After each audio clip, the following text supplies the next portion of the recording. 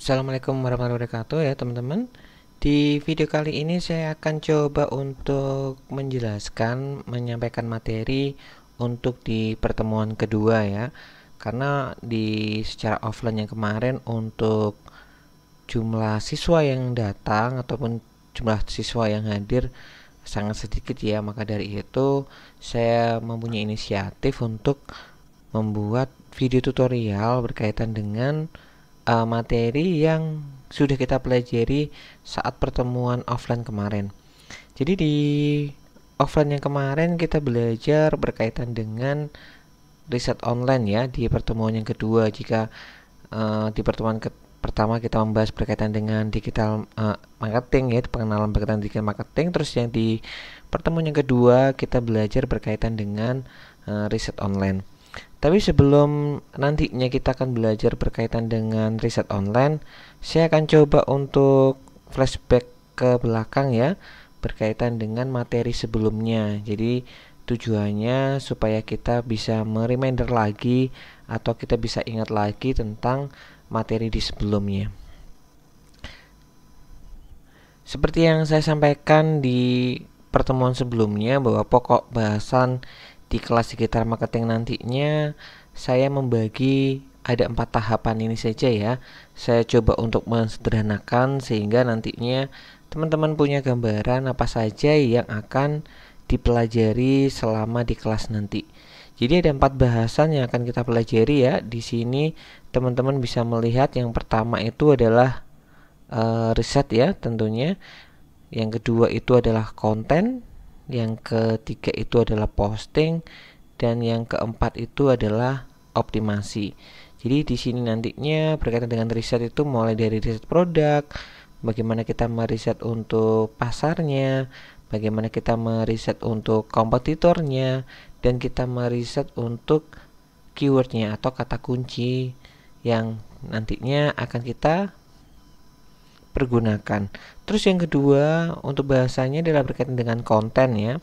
Konten di sini tentunya kita nanti akan belajar bagaimana membuat konten teks, bagaimana kita akan membuat konten gambar, dan bagaimana kita juga akan membuat konten berbentuk video. Karena tentunya ini adalah salah satu tahapan yang memang teman-teman juga harus pelajari ya. Terus yang berikutnya adalah kita akan memposting atau mempublish ya. Tentunya di sini kita akan mempublish atau memposting di berbagai media. Jadi mulai dari website, sosial media, marketplace, ataupun media-media yang lainnya. Kenapa untuk di awal itu riset dan di kedua itu adalah konten? Tentunya kita tidak akan bisa memposting jika memang teman-teman belum mengerjakan kontennya atau teman-teman juga belum mengerjakan risetnya. Terus yang berikutnya itu adalah bagaimana kita mengoptimasi ya, atau mengoptimalkan sehingga untuk postingan kita itu mudah diketemukan oleh calon konsumen kita. Jadi dari 4 bahasan ini antara satu dengan yang lainnya ada keterikatan ya, jadi saling berhubungan. Jadi pastikan teman-teman mengerjakan atau memahami tahap demi tahap, karena kalau memang teman-teman tidak mengerjakan atau tidak memahami berkaitan dengan riset, konten, tentu teman-teman juga tidak akan bisa nanti memposting. Begitupun juga dengan sebaliknya ya. Jadi saya harap untuk teman-teman nantinya bisa menyimak sehingga untuk di kelas-kelas berikutnya atau di pertemuan berikutnya teman-teman bisa mengikuti materi-materi yang akan disampaikan. Oke, di sebelumnya saya juga sampaikan bahwa apa sih berkaitan dengan digital marketing itu? Ya, digital marketing itu adalah kegiatan atau aktivitas promosi yang menggunakan internet sebagai media pemasarannya. Tentunya kalau kita berbicara digital marketing versi menurut para ahli ataupun banyak orang tentunya ada banyak ya, tetapi di sini saya coba simpulkan atau mungkin saya coba mendefinisikan menurut versi saya ya. Jadi digital marketing itu intinya adalah kegiatan atau aktivitas promosi yang menggunakan internet sebagai media pemasarannya. Jadi itu adalah digital marketing ya. Terus kenapa sih kita memang harus belajar digital marketing? Di sini saya coba cuplik ya, mungkin ada pemberitaan dari surat kabar yang menyampaikan bahwa disampaikan oleh Pak Erik ya, bahwa BUMN jangan jadi dinosaurus karena tak mampu beradaptasi. Ya, jadi maksudnya di sini ini adalah adaptasi menghadapi perubahan zaman memang menjadi sebuah keharusan bagi siapapun juga. Jadi tidak hanya misalkan BUMN ataupun para pelaku usaha, kita pun juga memang harus terus beradaptasi. Karena kalau memang kita tidak mampu beradaptasi, tentunya kita akan tergeser ataupun kita nanti bisa tanda kutip punah ya, karena kita tidak mampu beradaptasi dengan segala perkembangan dan perubahan. Entah teman-teman nanti di sekolah, di kampus, di dalam dunia kerja, dalam dunia bisnis ataupun dan lainnya, tentu kemampuan untuk beradaptasi itu sangat diperlukan banget oleh teman-teman ya. Di sini juga saya sampaikan juga berkaitan dengan pemberitaan juga ya. Mungkin teman-teman bisa melihat bahwa marak jual beli online, pasar glodok tak lagi diminati pembeli. Terus di sini ada pembelajaran online di tengah pandemi Covid, tantangan yang mendewasakan. Jadi di sini teman-teman bisa melihat beberapa cuplikan berkaitan dengan adaptasi ataupun tentang perubahan ya. Jadi mereka yang mungkin tidak, misalkan ini para pelaku yang di pasar glodok, mungkin mereka hanya fokus di offline, tapi ternyata setelah ada pandemi dan lain sebagainya, dia tidak menyiapkan online ataupun mereka tidak beradaptasi dengan perubahan zaman, akhirnya banyak tidak diminati oleh para pembeli dan banyak ditinggalkan. Tentunya ini juga akan menjadi problematika sendiri buat para pelaku usaha di sana. Begitu juga teman-teman ya, pas waktu kita pandemi beberapa waktu yang lalu pun kita juga melihat. Jadi di pandemi yang biasanya kita melakukan pembelajaran secara offline, kita harus bertatap muka, kita harus ada sentuhan dari antara pendidik ataupun para siswa. Tetapi dengan perkembangan untuk pandemi, karena adanya pandemi yang mengharuskan social distancing dan lain sebagainya, akhirnya menuntut untuk kita juga terus berusaha beradaptasi. Jadi kita akhirnya muncul pembelajaran online di beberapa waktu kemarin hingga sampai dengan sekarang. Jadi intinya adalah mengapa kita harus belajar digital marketing ya, karena ini adalah tuntutan ataupun memang kebutuhan dari perkembangan zaman. Jadi tentunya adalah tidak ada kata terlambat ya, mungkin dari teman-teman yang mungkin baru saja belajar, tidak ada salahnya daripada kita tidak pernah belajar sama sekali. Nanti takutnya akan semakin lebih terlambat lagi jika memang nantinya kita akan belajar berkaitan dengan digital marketing ataupun pemasaran online. Terus di berikutnya juga saya sampaikan berkaitan dengan apa sih keuntungan dan manfaat ketika kita belajar digital marketing ataupun kita memanfaatkan digital marketing di dalam usaha kita ataupun di dalam bisnis ataupun di dalam banyak hal yang nantinya akan kita kerjakan ataupun kita lakukan. Jadi yang pertama adalah tentu jangkauannya luas ya. Jadi beda kalau memang kita secara konvensional ataupun secara offline, mungkin kita hanya jangkauannya terbatas, mungkin hanya di sekitaran kita, hanya radius beberapa meter, mentok-mentok hanya beberapa kilometer. Tetapi kalau kita menggunakan digital marketing, tentu jangkauannya itu bisa sangat luas ya. Jadi misalkan dari satu titik sini, misalkan kita di Jawa Timur sini, kita bisa menjangkau di Sumatera, di Kalimantan, Sulawesi, di Irian Jaya, ataupun bahkan di luar daripada Indonesia. Karena memang adanya digital marketing, jadi sangat membantu untuk menjangkau pasar ataupun banyak hal untuk lebih luas lagi ya. Terus yang berikutnya adalah keuntungan berikutnya adalah yang kedua adalah mudah diakses oleh konsumen ya. Jadi tentunya teman-teman pun juga pernah mungkin melakukan transaksi online yang mungkin penjualnya tidak di sekitar teman-teman, yang mereka jauh, tetapi teman-teman juga bisa mudah mengaksesnya. Atau teman-teman butuh informasi apapun sekarang dalam genggaman dicek di Google ataupun dan lain sebagainya, teman-teman sudah bisa mulai mengaksesnya ya. Tentunya ini adalah salah satu keuntungan dan manfaat kenapa kita harus belajar berkaitan dengan digital marketing.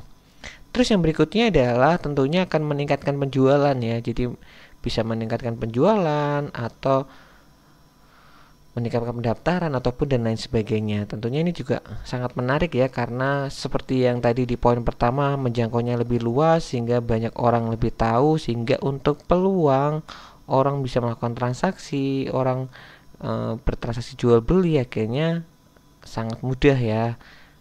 Peluangnya juga semakin besar karena memang banyak diketahui oleh banyak orang. Terus yang berikutnya adalah biayanya relatif kecil. Jadi tentunya jika kita dibandingkan dengan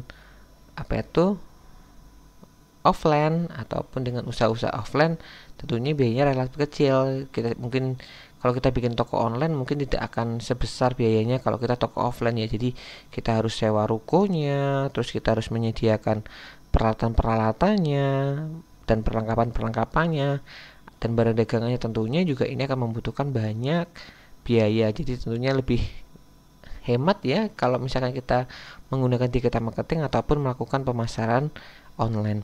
Jadi itu adalah beberapa manfaat ataupun keuntungan ketika teman-teman terjun di dunia digital marketing ya.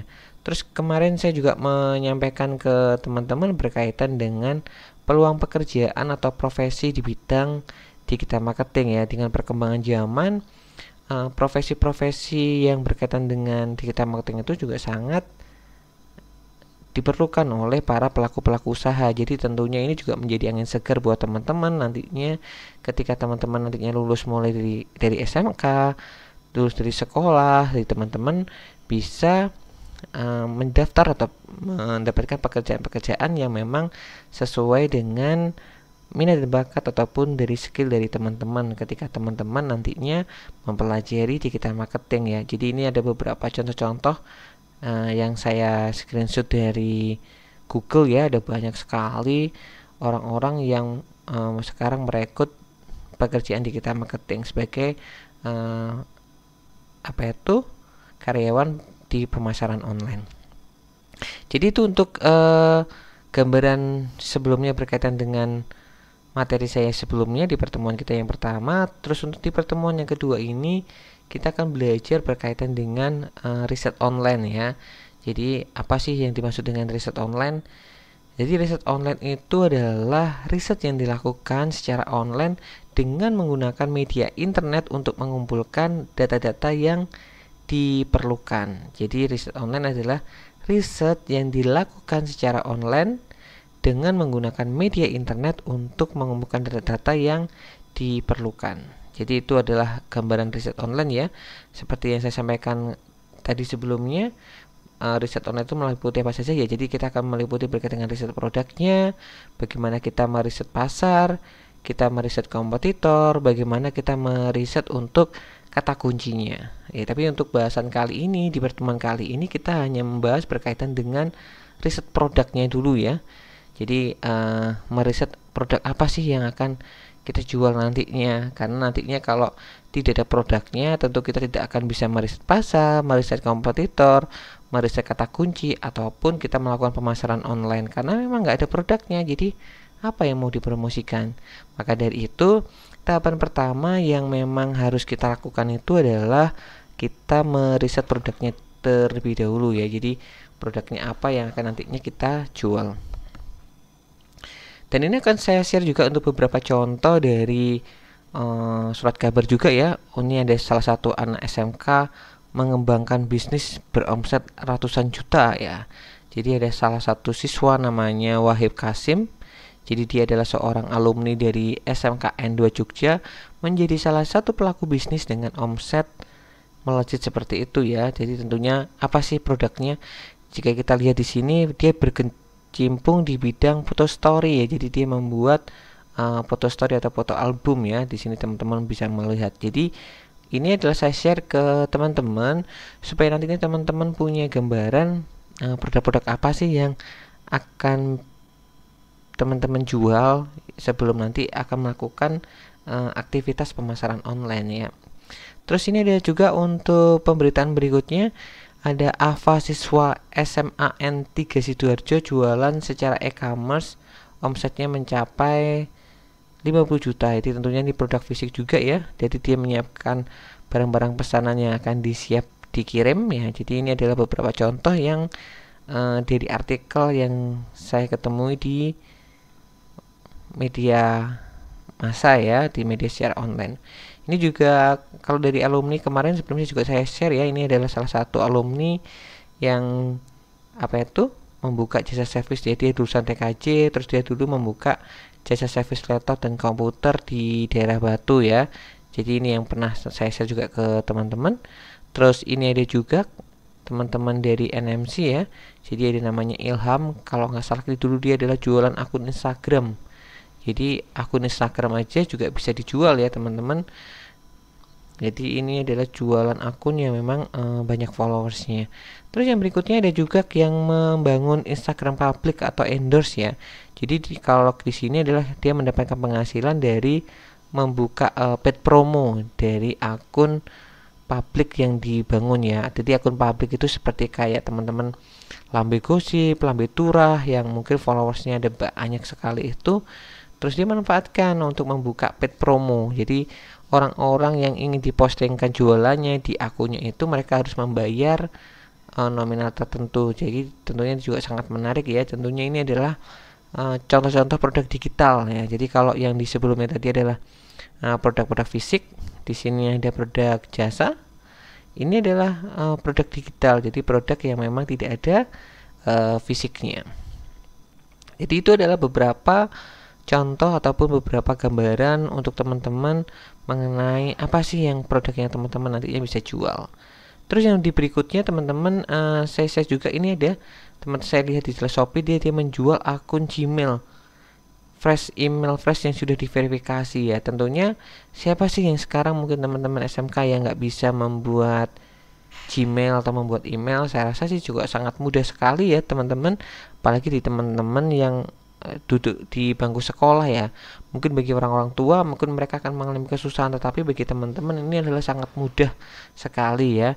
Kita bisa lihat ini berapa harganya, sekitar 3.000, terjualnya 10.000 ya. Teman-teman bisa bandingkan sendiri. Semisal kita hitung 299 dikali 10.000, tuh dia sudah hampir 30 juta. Jadi dia 30 juta itu hanya dari jualan ini apa itu Gmail ya. Tentunya ini juga sangat menarik kan buat teman-teman. Terus yang berikutnya ini adalah ada yang berjualan akun TikTok ya. Ini adalah salah satu pernah saya share untuk salah satu teman di satu kelas ya, yang dia bisa menjual akun TikTok sampai hampir 100 juta penghasilannya. Jadi teman-teman yang saya rasa sih mesti suka main TikTok ya teman-teman, dari teman-teman SMK. Tentunya ini juga bisa menjadi peluang menarik tersendiri buat teman-teman juga, sehingga teman-teman nantinya bisa punya ide, oh ini bisa dijual ya. Dan ini juga saya juga lakukan ya. Jadi bersama teman-teman di Empro Digital kita membangun akun TikTok untuk dijual. Tentunya sudah belasan banyak akun yang sudah terjual ya dari akun TikTok ini. Tentunya juga hasilnya sangat lumayan ya, jutaan juga dari akun TikTok, walaupun belum sampai 100 juta ya karena memang baru dibangun. Terus berikutnya teman-teman juga bisa melihat ini ada jasa subscriber ya. Jadi teman-teman saya ini ambil dari website Raja Komen ya. Jadi tambah subscribernya itu 1000 subscriber YouTube itu harganya 1.500.000 ya. Tentunya ini juga sangat menarik ya. Siapa sih teman-teman? Jadi teman-teman setelah membuat banyak email, teman-teman juga bisa membuka untuk jasa subscribe ya. Bisa juga seperti ini, atau mungkin teman-teman berkelompok, atau mungkin teman-teman dengan teman-teman yang lainnya membentuk satu komunitas, sehingga saat komunitas mungkin di SMK ataupun satu kelas, sehingga teman-teman juga bisa membuka jasa-jasa ini. Terus berikutnya ada juga jasa view, jadi cuma menonton YouTube gitu ya. Ya ini juga bisa dilakukan sambil rebahan ya teman-teman. Teman-teman sambil rebahan membuka videonya, terus teman-teman akan mendapatkan komisi ataupun pendapatan dari sini. Jadi teman-teman juga bisa lakukan ini. Saya rasa ini cukup mudah ya, yang saya share ke teman-teman. Ada juga yang ini jasa review Google Map ya. tentu sudah tahu kan Google Map atau Google My Business yang biasanya teman-teman memberikan rating kayak bintang 1, bintang 2 sampai bintang 5 ya. Teman-teman ini juga bisa dijadikan sebagai salah satu produk ya. Tentunya di bidang jasa teman-teman bisa mereview. Tentunya banyak pelaku-pelaku usaha sangat membutuhkan review-review ini untuk membangun atau meningkatkan trust konsumen di sosial media ataupun di pemasaran online. Jadi itu adalah gambaran beberapa produk yang memang teman-teman bisa jual. Jadi yang mindsetnya itu adalah apapun tuh bisa dijual di online asalkan memang kita tahu pola dan caranya. Jadi ketika kita memang terjadi di online itu memang apapun tuh bisa dijual ya. Seperti tadi juga sudah saya sampaikan, apa saja yang bisa dijual di online. Jadi ada kayak produk fisik, ada produk digital, ada produk jasa, ataupun sebuah konten pun juga bisa dijual ya. Tentunya seperti teman-teman melihat ada kayak YouTuber, jadi mereka itu juga jualan konten ya, ataupun influencer-influencer dan lain sebagainya. Tentunya itu juga mereka menjual sebuah konten-konten yang menarik, yang banyak peminat ya. Terus yang berikutnya adalah bagaimana sih untuk cara menemukan ide produk yang akan dijual secara online. Jadi kalau yang tadi itu apa saja yang bisa dijual, terus jadi bagaimana cara menemukan. Jadi cara menemukannya teman-teman bisa ada banyak sekali ya. Mungkin pertama bisa dari hobinya, semisal teman-teman hobi bermain game ya, teman-teman bisa juga menjual mungkin berbagai produk-produk game seperti itu. Juga bisa menjual akun-akun yang game, atau teman-teman membuat konten-konten berkaitan dengan game dan lain sebagainya. Atau teman-teman suka menulis, jadi teman-teman juga bisa menjual hasil tulisannya. Atau mungkin teman-teman suka ngomong di depan orang, atau mungkin teman-teman suka membuat konten dan lain sebagainya, itu pun juga teman-teman bisa jual ya. Terus yang berikutnya berdasarkan skill ataupun keahlian, tentu tidak jauh berbeda. Kalau ini berdasarkan hobi, mungkin ada teman-teman juga punya keahlian, semisal keahlian merakit komputer, ataupun keahlian membuat website dan lain sebagainya, teman-teman juga bisa dijual ya. Jadi untuk dijadikan sebuah jasa, teman-teman menjual keahlian ataupun skillnya itu. Terus yang berikutnya adalah dari circle hubungan ya, mungkin ada orang tuanya jualan apa atau saudaranya jualan apa, teman-teman juga bisa ikut menjualkan itu ya. Jadi untuk menemukan ide-ide produknya bisa juga dari circle-nya, bisa juga dari lingkungan, dari sekitar. Misal teman-teman di sekitarnya ada komplek ataupun jualan apa, teman-teman juga bisa dijadikan ide untuk bisa dijual. Terus yang berikutnya teman-teman juga bisa menjadikan kayak benchmarking atau role model. Jadi teman-teman bisa melihat tokoh-tokoh ataupun idola-idola dari teman-teman, mereka menjual apa, jadi teman-teman nanti juga bisa manfaatkan ya. Terus berikutnya database dari list ya. Jadi maksudnya ini adalah ketika memang kita sudah jualan, terus kita punya database atau konsumen, jadi saat kita diskusi dengan mereka, mereka sedang mencari apa sih, atau mereka lagi butuh apa sih, itu tuh juga bisa dimainkan ya, ataupun bisa menjadikan sebuah ide produk dari teman-teman. Bisa juga data dari offline ataupun data dari online ya. Jadi kalau misalkan teman-teman menggunakan data dari online, kita bisa lihat dari google.co.id, kita bisa juga melihat dari Google Trend, ataupun kita menggunakan dari Uber Suggest dan lain sebagainya. Ini hanya beberapa contoh saja. Jadi tentunya ada banyak sources atau sumber-sumber yang bisa teman-teman pergunakan ataupun teman-teman manfaatkan ya.